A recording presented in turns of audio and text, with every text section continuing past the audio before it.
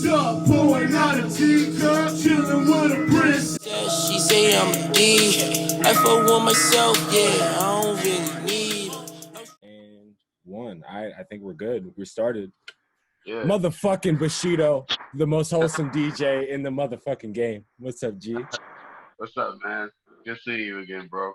Yeah, how you last time, well, really we never met. We had like dialogue because I was in like the audience and you were up there, and I had to be the only, because like it's Peggy, so I had to be like the only nigga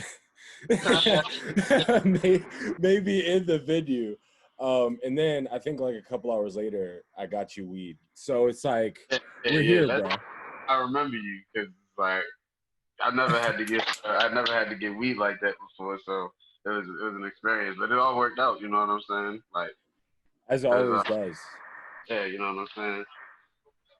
So just tell me about like what you've been up to recently, bro. Like especially with the shows stopping, and it's like damn, and especially having been on tour and shit. Like where have you been as far as headspace and like quarantine and all this shit?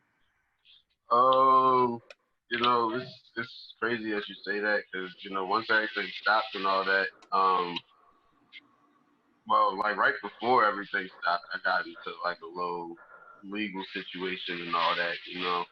So Right.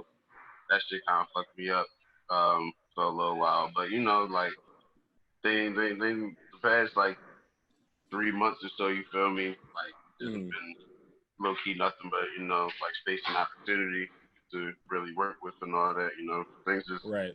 kind of been falling in my lap into a way, you know what I'm saying? Everything's kind of Right. been just happening like real naturally and organically. So I just been taking everything as it comes.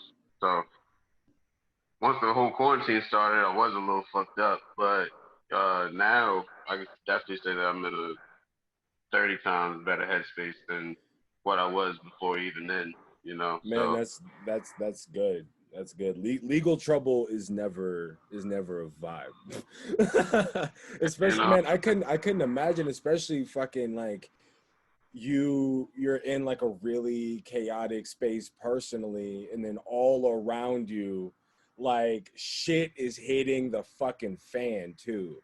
So yeah. it's like how did you how did you navigate that? Like what are some mental health advice? What's some mental health advice around anxiety and all that shit that you have to give to the people? You feel me?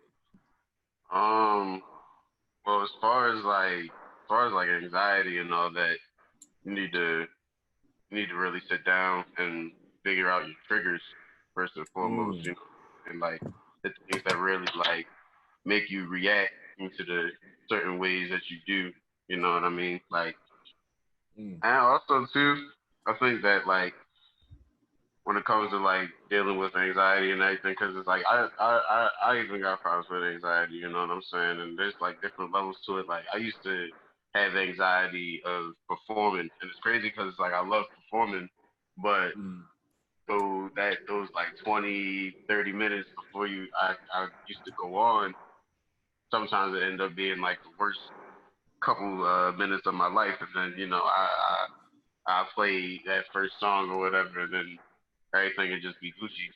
But Right. as far as you know mental health and everything, like I was saying, you gotta get to really like know and learn yourself. You know what I'm saying? Because it's like nobody else really gonna teach you about yourself. There's gonna be people that you gonna meet and people that you already know and everything that you know help you learn about yourself and all that. You feel me? But like they're gonna be helping you, and basically they're gonna be showing you about yourself in more so terms of like experiences and all that.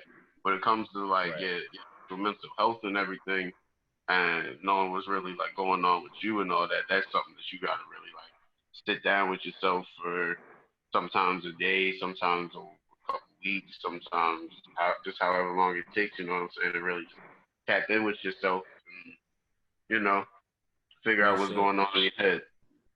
Real shit. Now, I want to talk about like DJ stories for a second, because I have like I have a couple where it's like I like play a mix that I fucking had been rehearsing for fucking the longest time, and then like once I actually do it, it doesn't hit as hard, or like shit where it's like like the sound system may have been fucked up. Like what are some horror stories that you have from DJing? And then after that, I want you to give me like a highlight that you've had over your career from DJing.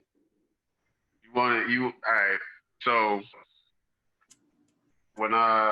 so as far as like DJing for an artist, one of my horror stories will probably be um when I first started DJing and everything. I kind of more so started off like DJing for Butch than and like sets and everything like that. So um like I was saying, when I first started, a lot of the time I would end up fucking this nigga setup. Like,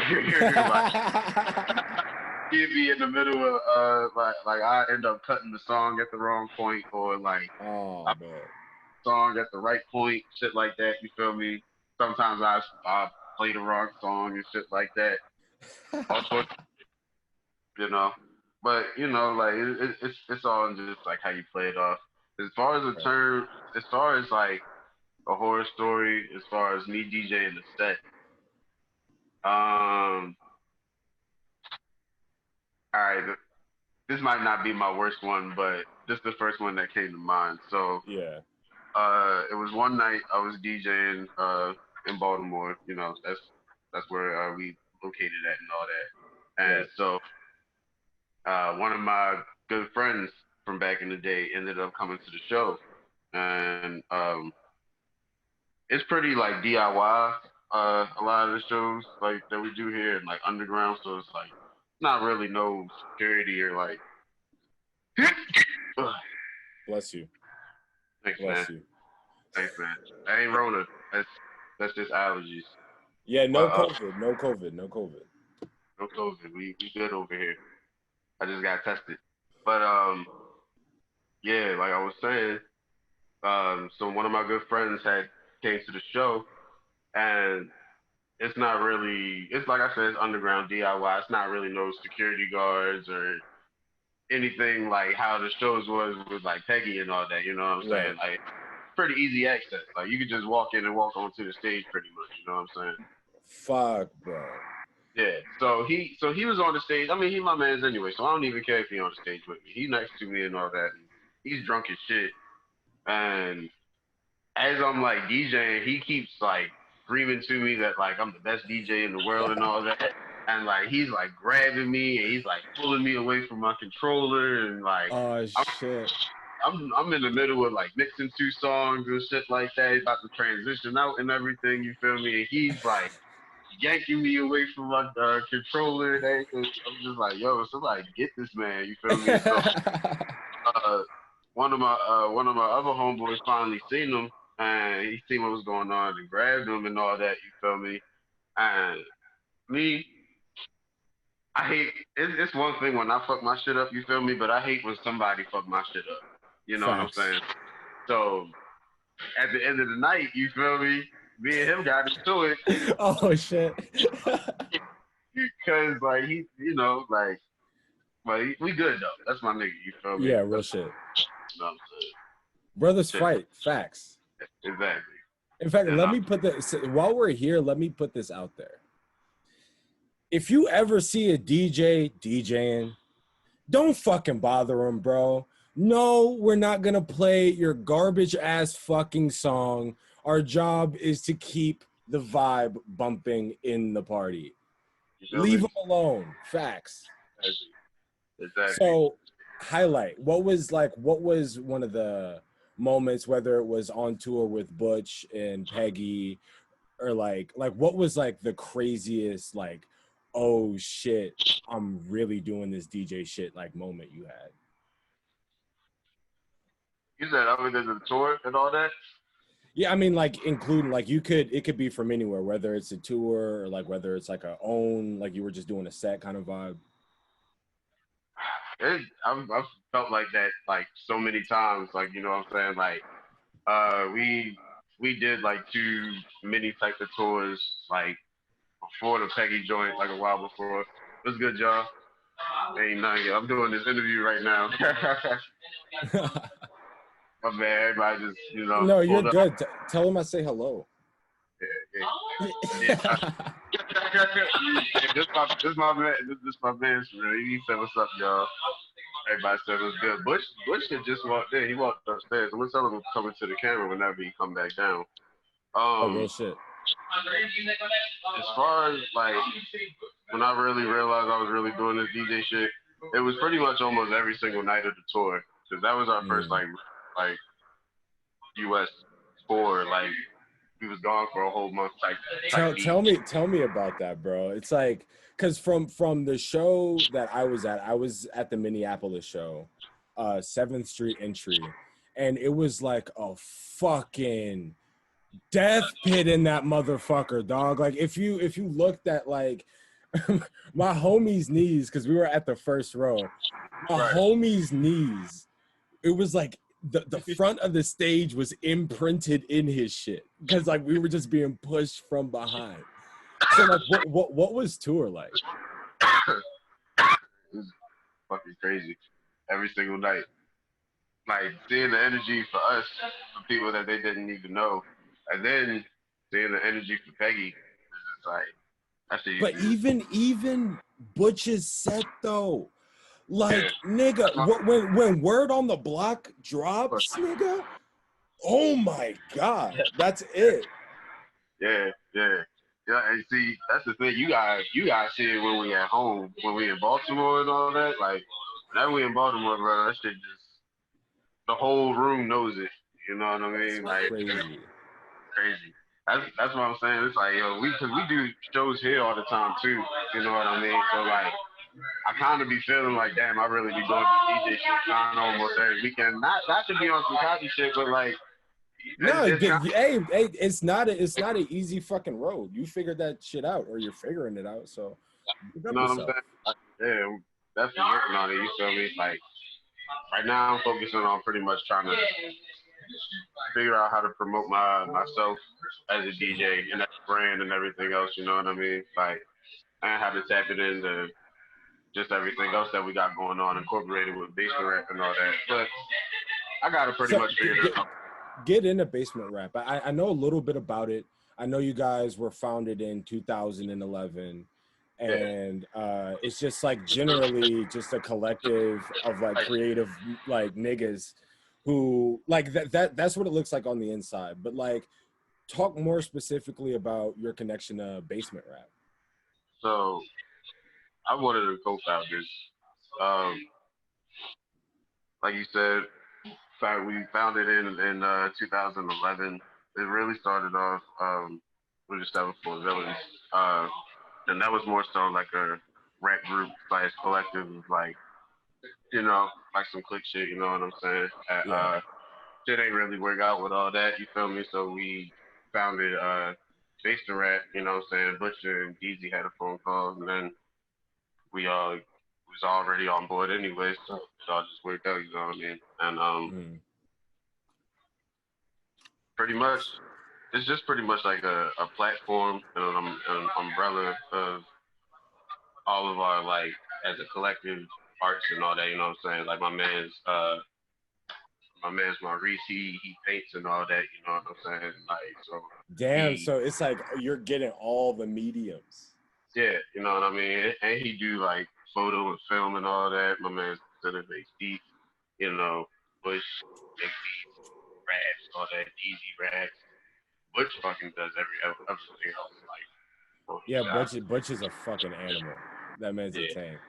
So in fact, I want to get into that. So where is the origin story of Bushido? Oh shit. Yeah, this young, remember we was in Minneapolis? What's good, bro? Get a shit. Yeah, this young that fucked us in for real. What's good? How you feel, bro? He's how you feeling? I'm good. Hold on.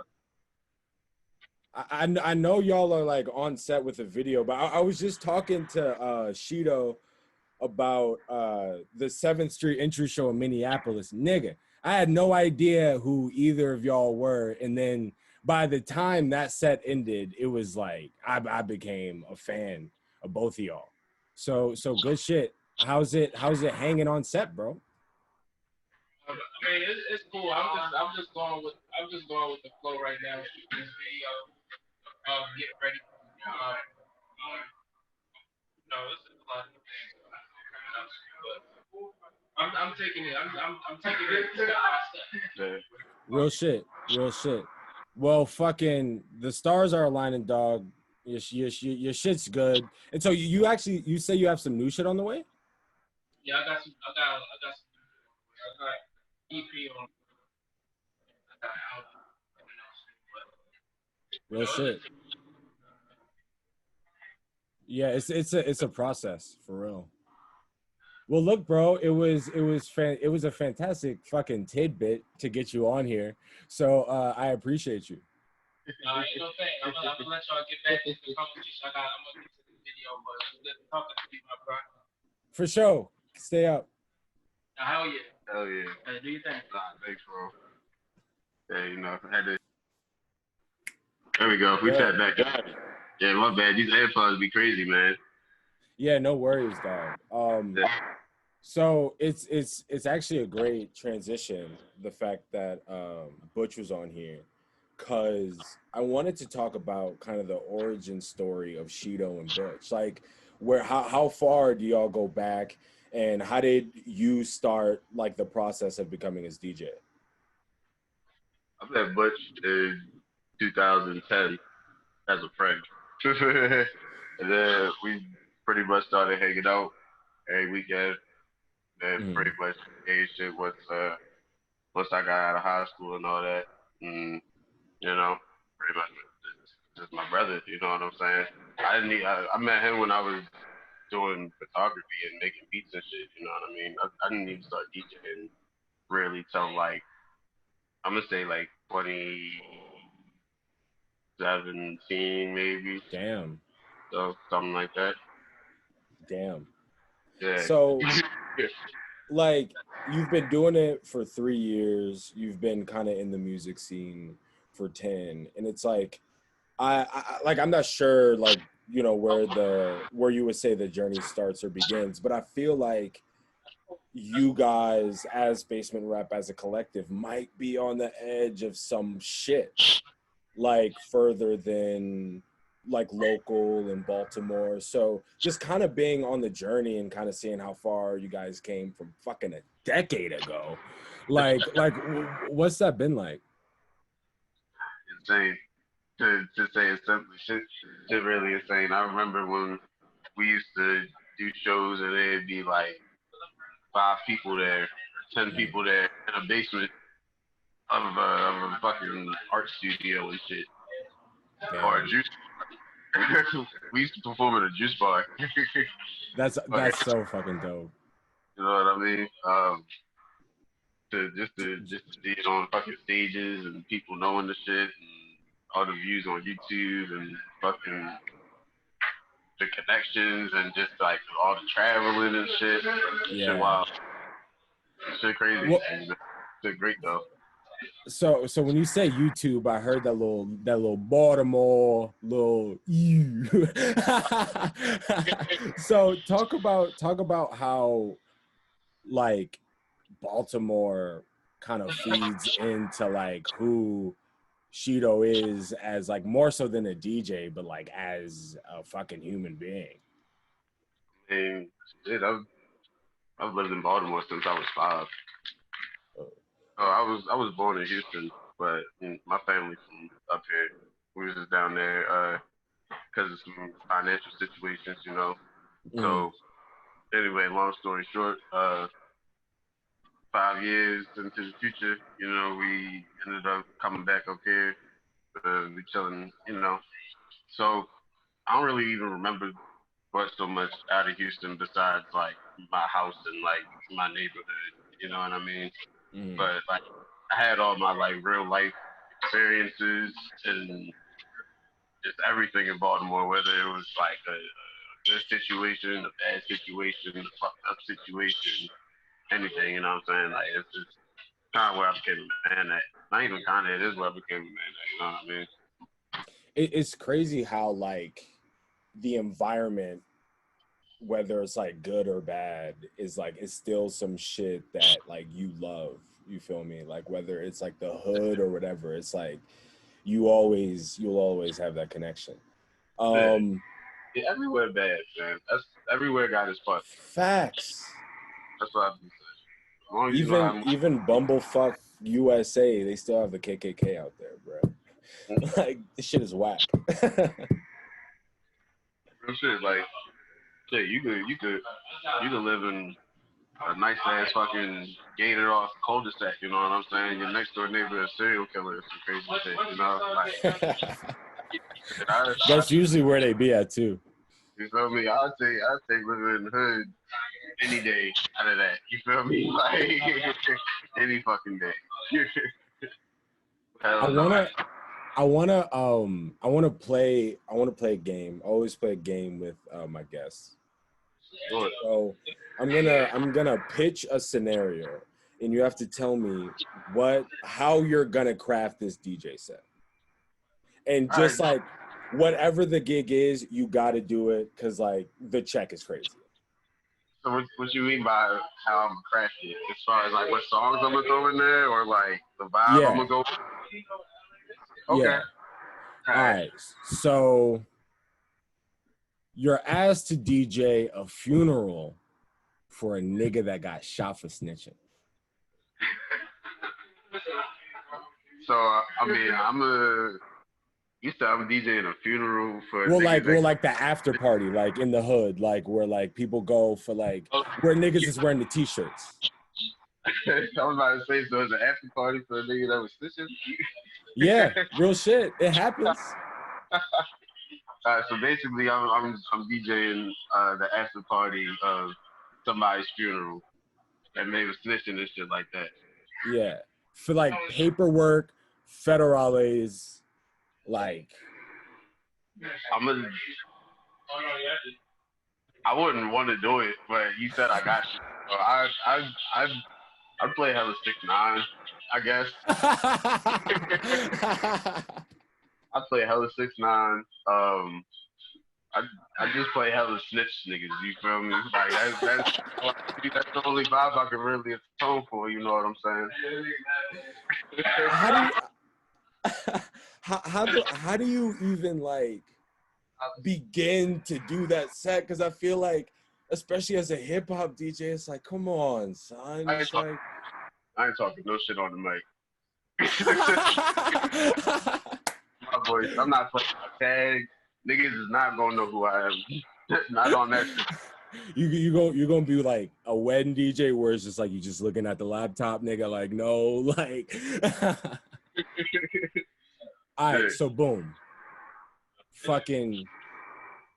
I don't know why I always go to her, but Taylor Swift, right? Taylor Swift reaches out and she's like, "Yo, I'm throwing this like." Just this white woman convention, bro. And I need somebody that's illmatic with the blends. And so of course she goes to SHIDO. So what Taylor Swift white woman Lululemon Birkenstock music are you playing at Taylor Swift's event? I mean, can I play Taylor Swift, or is it kind of corny because it's her event? Right, because then you look like you're kissing ass. You know what I mean? Yeah. I'll probably play like hella Katy Perry, fucking like some Doja Cat or something. You know, they like all that kind of shit. You know, even fucking like Lil Wayne. I feel like white women love Lil Wayne. Lil Wayne, some Justin Timberlake. You know what I mean? Like some John B and shit. Yeah. You know what I'm saying? Shit, depending on the vibe, you know, like they might like Lil B or something. You feel me? So. See what's going on with it. All right. I'm still got this gig later too. It's lit. I mean, dog, that's some bands from Taylor though. If you're DJing her event, nigga, that's a good. I'll gladly do that. Taylor Swift got the bag. You feel me? So you would go and try to bag. So that's the event where you're on the mic the whole time, nigga. You won't shut the fuck up. Shido. Like, Playing my tag, you know what I'm saying, the whole night. Everybody gonna know who I am. I got the business cards next to my controller and everything. Tell me about the craziest, like, I heard this saying, DJs get BJs. So tell me, like, it doesn't necessarily have to be a fucking BJ story, because I mean, like, God know what. right? But like, yeah, all right. So break it down. All right, so I'm DJing one night at home court. You know what I'm saying? It was at the Crown. Shout out to the Crown. You know what I'm saying? Fact. And I'm killing it that night. You know, I was just like, room was packed. Like I was just going crazy. Everybody singing everything. So this one girl walks up to me while I'm mixing and everything. Oh, hold on. She's straight. Hold up. My bad, bro. You groovy. Yeah, so this one shorty walk up while I'm mixing and all that, you know what I'm saying? I you know, did my transition. I was good and everything, you feel me? So, but she just like, you killing this shit tonight. And she was just like, I'm trying to fuck you after this. I just looked. I was just like, I didn't really know what to say because it's like I wasn't really too interested for real. I'm gonna say I wasn't too interested for real. My headspace was just somewhere else, you know what I'm saying? So, right. You know. But oh man. I kept Gotta going. love it. I appreciate that, bro. Oh yeah, man. I love the energy in the spot right now. Just mad niggas. I love it. So let the people know where they can find you and everything, and like drop your SoundCloud and all that. And then for my personal like use and need, give me your Cash App because I'm gonna drop it in the description of like the video, so people can like donate and shit like that. So let the people know where to find you, your SoundCloud, your Instagram, and your Cash App. All right, shit. So I just use I drop all my mixes and everything on the Bass Rap SoundCloud. So that's SoundCloud.com/BassRap. My Instagram, I'm Bushido. Twitter's I'm Bushido. Cash App is SHIDO #7, $SHIDO #7. No number, but you know what I'm saying? Yeah, I know. Yeah.